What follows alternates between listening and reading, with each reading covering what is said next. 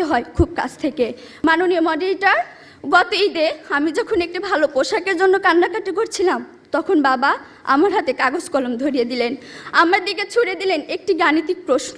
একজন দিনমজুরের দৈনিক আয় 300 টাকা হলে মাসে তিনি কত টাকা আয় করেন?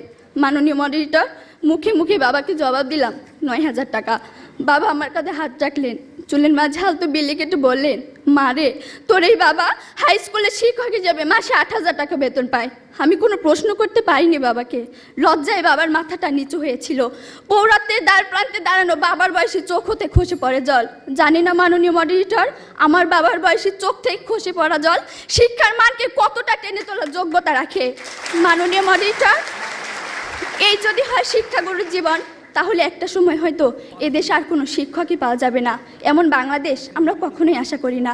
মাননীয় মডারেটর, 30 লক্ষ লাশের একটি পাহাড় মারিয়ে আমরা বর্তমানে এসে দাঁড়িয়ে